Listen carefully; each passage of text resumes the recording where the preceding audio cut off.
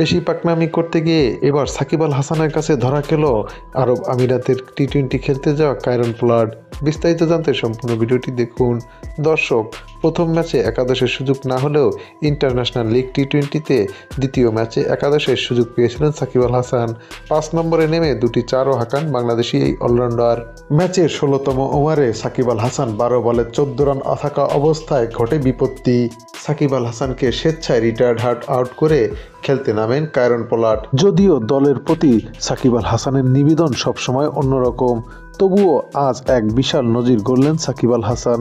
তাসকিন আহমেদের দল শারজা ওয়ারিয়র্সের বিপক্ষে আগে ব্যাট করতে নামে এমআই এমিরেটস। 11তম ওভারের শেষ বলে মোহাম্মদ ওয়াসিম সাজঘরে ফিরলে ক্রিজে নামেন সাকিব আল হাসান। দ্বাদশ ওভারে নিজের প্রথম 2 বল ডট হলেও ওভারের শেষ বলে হাঁকান দৃষ্টিনন্দন একটি 4। পরের ওভারে আরও একটি 4 এবং একটি সিঙ্গেল আসে সাকিবের ব্যাট থেকে।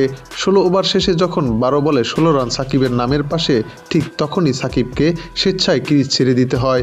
রিটায়ার্ড আউট হয়ে সুযোগ দেন অধিনায়ক কায়রন পোলার্ডকে। তবে সাকিবকে এভাবে আউট করে বেশি পাকনামি দেখাতে গিয়ে সাকিব আল হাসানের পরিবর্তে খেলতে নামা কায়রন পোলার্ড মাত্র 2 বলে 4 রান করে আউট হয়ে প্যাভিলিয়নের পথ ধরেন। যদিও এমআই এমিরেটস 20 ওভার শেষে 185 রান তুলতে সক্ষম হয়।